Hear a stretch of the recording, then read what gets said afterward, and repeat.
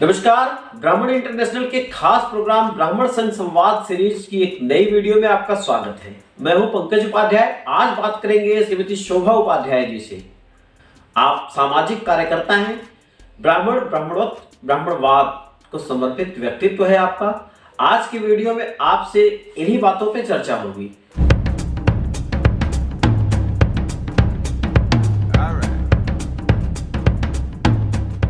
शोभा जी, स्वागत है हमारे कार्यक्रम में आपका। सामाजिक जीवन में आपने ब्राह्मणत्व को कितना समझा है, कितना समझ पाती है? देखिए, ब्राह्मणत्व तो मेरे खून में है, ब्लड में है। मैं ब्राह्मण परिवार में मेरा जन्म हुआ। मैं बहुत सौभाग्य मानती हूँ अपना कि मेरा जन्म ब्राह्मण परिवार में हुआ। तो मैं राजनीति में भी आई तो मैंने कहा पहले मैं ब्राह्मण हूँ, फिर मैं राजनीति की हूँ। उसके बाद मैं समाज सेवा करती रही। वहाँ भी मैंने ब्राह्मणों कोशिश की कि ब्राह्मणों का उत्थान हो, ब्राह्मणों को सहयोग मिले। ब्राह्मण शिक्षिकाओं के काम में भी मैं लगी रही। मैं शिक्षक रही, 18 साल पढ़ाया। तब भी मैंने कोशिश की कि ब्राह्मण बच्चों की उन्नति की में सहयोग किया जाए। तो ऐसे जातिवाद के भावना से नहीं, पर था कि ब्राह्मणों के लिए भी कोई करे। सब अपने अपने समाज के लिए करते हैं, तो मुझे भी इच्छा थी कि मैं ब्राह्मण समाज के लिए कार्य करूँ। आज के समय में ब्राह्मणों की स्थिति पूरे देश में क्या समझ पाती है आप, सांस्कृतिक, राजनीतिक, सामाजिक व्यवस्थाओं में? देखिए, ब्राह्मणों की स्थिति तो उच्चतम है, और लोग जो भी उनके खिलाफ बात करते हैं या जो भी आलोचना होती है वो एक हीन भावना के चलते हैं। उनके आगे लोग अपने आप को हीन समझते हैं। पता है सबको कि ब्राह्मण एक उच्च वर्ग है, उच्च वर्ण है। इसके सब जितने भी ब्राह्मण भाई बंधु हैं ये अच्छे पदों पर स्थापित हैं, पढ़े लिखे हैं, संस्कारी हैं। तो अगले आदमी को देख के उनमें ये भावना आ जाती है कि हम वैसे नहीं हैं। इसीलिए जो भी क्रिटिसिज्म होता है ब्राह्मणों का, आलोचना होती है, वो इसीलिए होती है। मुझे तो ऐसा लगता है। तो ब्राह्मणों का है, पर कुछ जो एक तबका है इस आर्थिक स्थिति के आधार पर, तो उसमें गरीब ब्राह्मण भी हैं। तो उनके उत्थान के लिए हम लोगों की भी ये कोशिश रही है, राजनीति के माध्यम से भी रहा है कि हम उनको भत्ता दिलवाकर, पुजारियों को या सहयोग दिलवाकर, या समाज में ऐसा उनको प्रमाणित करके उनको स्थान दिलवाया जाए जिससे उनकी भी स्थिति सुधरे और वो भी कंपटीशन में, अपनी प्रतियोगिता में सबके बराबर, सब वर्णों के बराबरी पे रहें। कम से कम अपने आप को छोटा नीचा न समझें। हम बात कर रहे हैं कि ब्राह्मण इंटरनेशनल के खास प्रोग्राम ब्राह्मण संघ संवाद में ब्राह्मण रेडियो के माध्यम से जी, हमारे इस रेडियो को चलाने का यही मकसद होता है कि ब्राह्मण के बारे में जिनसे हम बात कर रहे होते हैं वो क्या सोचते हैं, क्या नजरिया है उनकी अपने उस जगह पे बैठे हुए स्थिति में। तो आप एक पॉलिटिशियन हैं जी। क्या स्थिति है देश की बड़ी पार्टियों में ब्राह्मणों की? देश की बड़ी पार्टियों में ब्राह्मणों को प्रमुखता तो दी है, पर एक तरफ से थोड़ा उनको आगे बढ़ने से रोका भी जाता है।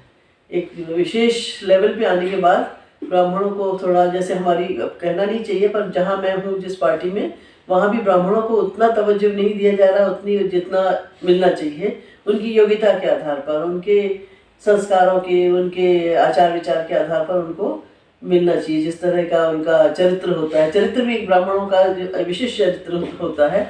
तो मैं तो ये मानती हूँ कि एक हम संस्कारों के माध्यम से, ब्राह्मण कभी भी एक नीचे लेवल पे उतर के काम नहीं करता है। एक ईमानदारी और जो आचार विचार हैं वो ब्राह्मणों का एक स्तर अलग होता है। तो वैसा मिलता नहीं है पार्टी में, राजनीतिक पार्टियों में। आपको कभी क्षोभ नहीं हुआ कि उत्तर प्रदेश की पिछली सरकार बनाने में ब्राह्मणों का काफी योगदान रहा? 10% ब्राह्मण वोटर अगर खिसकता तो समाजवादी पार्टी की सरकार बनती। लेकिन उत्तर प्रदेश के टॉप 3 पोस्ट, मुख्यमंत्री, डीजीपी और जो गवर्नर जी, तीनों गैर ब्राह्मण हैं जी।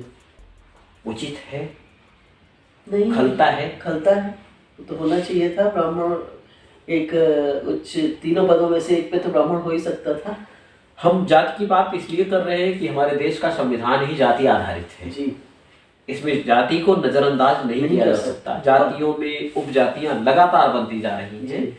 तो और जब ऐसी स्थिति हो तो जातियों के नाम पे जेएनयू जैसी संस्थानों में दीवारों पे लिखा जाए कि ब्राह्मणों भारत छोड़ो, क्या मानती है इसे? कहाँ देश जा रहा है? कतई सहनीय नहीं है, या असहनीय है, ये निंदा करने योग्य है। इसको हम कंडेम करना चाहिए, इसका बहिष्कार करना चाहिए, प्रतिकार करना चाहिए और इसको बिल्कुल आगे बढ़ने नहीं देना चाहिए इस तरह की भावना को।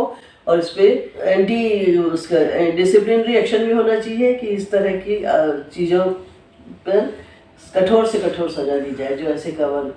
क्योंकि देखिए ब्राह्मणों के नाम पर तो मेरा अपना खुद नुकसान जो होता है कि हम जिस क्षेत्र में रहते हैं वहाँ जब हमारी टिकट में 2 नंबर पे नाम चला जाता है तो इसलिए कट जाता है कि आप ये ब्राह्मण हैं, ये तो जाटों का एरिया है, ये तो गुजरों का एरिया है। तो हर जाट गुजर जब है वहाँ ब्राह्मणों को नहीं आगे बढ़ने दिया जाता तो फिर ब्राह्मणों का कहीं तो कहाँ ब्राह्मण सीट बनाइए फिर। बिल्कुल। भारत सरकार की या किसी भी राज्य सरकार के किसी अथॉरिटी द्वारा इसका खंडन नहीं किया गया कि ब्राह्मणों भारत छोड़ो।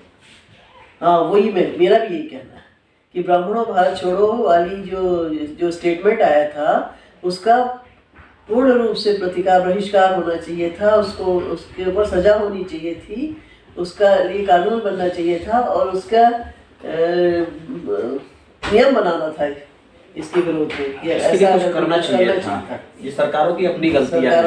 बहरहाल अगर गलतियों की बात और सरकारों की बात यही छोड़ दिया जाए जी, तो ब्राह्मण समाजों ने क्या किया इस पे, ये भी एक बड़ा सवाल है। ब्राह्मण समाज वालों ने भी, मेरा तो यही मानना है कि बहुत जम के बहुत जोर शोर से इसको नहीं लिया आगे, इसको मुहिम बनाकर आगे बढ़ाना था। थोड़ा बहुत बोल के चुप हो गए कुछ समाज वालों ने, कुछ संगठनों ने किया भी, पर अगर सब संगठन मिलकर एकता रखते हुए काम करते तो इस पर ज़्यादा एक्शन होता। और हम कहते हैं कि अभी भी इसको उठाना चाहिए जिससे दोबारा ये ऐसा रिपीट ना हो सके, पुनरावृत्ति ना हो इस चीज़ की।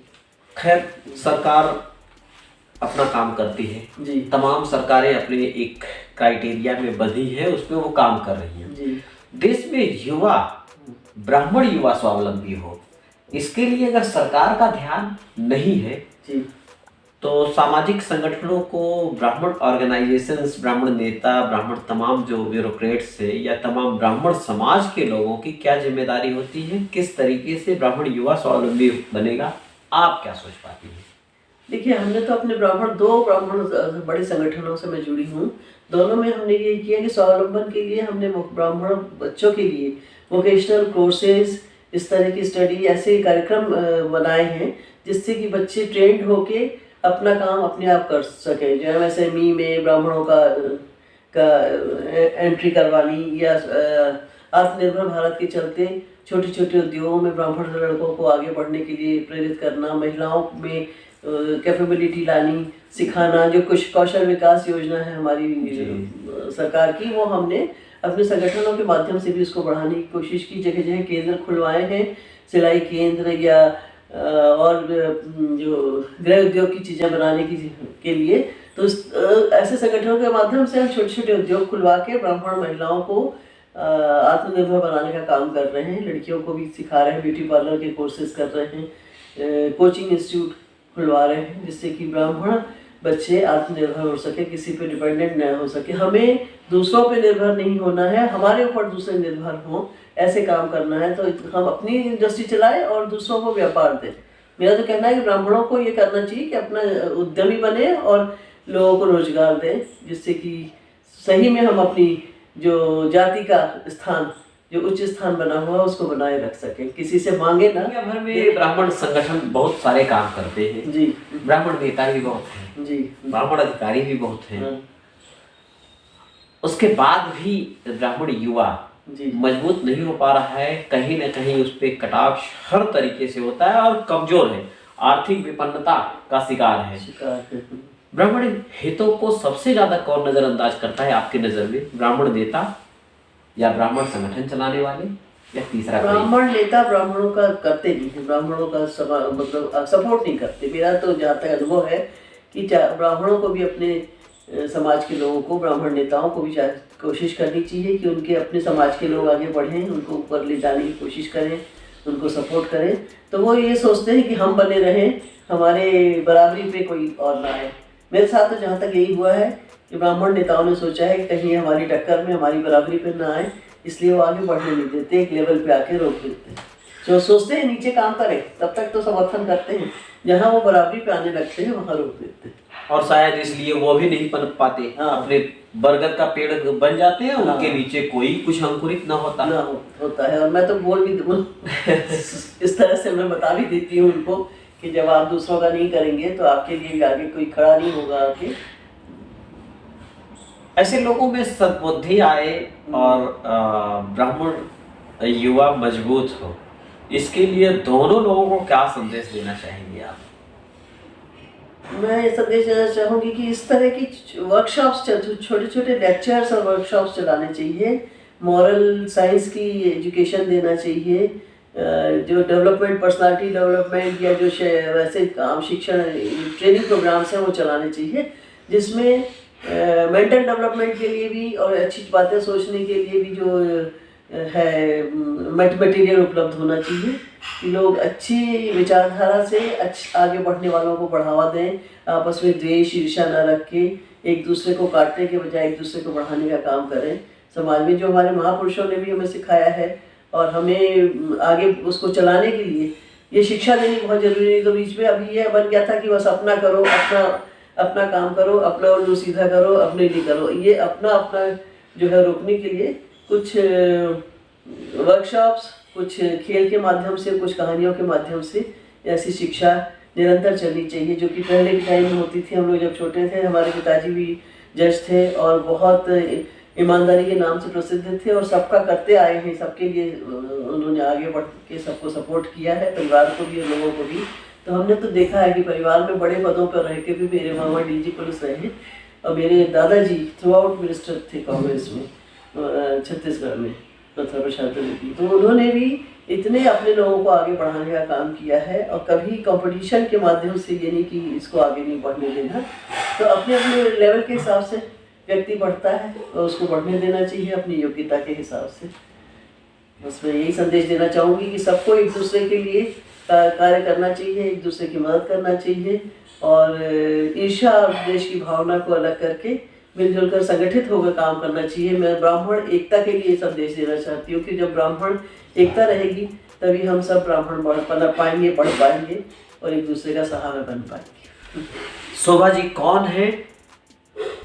अगर आपको जानकारी लेनी है तो वीडियो आई बटन में है। हमारे पार्टनर प्रोग्राम अनंत वक्ता यूट्यूब चैनल पे वो आप वीडियो देख पाएंगे। हमारे कार्यक्रम में आपने हिस्सा लिया, आपका बहुत बहुत धन्यवाद। आपने हमें बुलाया। ऐसे ही किसी दूसरी शख्सियत के साथ जल्दी ही आपकी भेंट कराते हैं। तब तक बने रहिए, बहुत ध्यान से रहिए। धन्यवाद।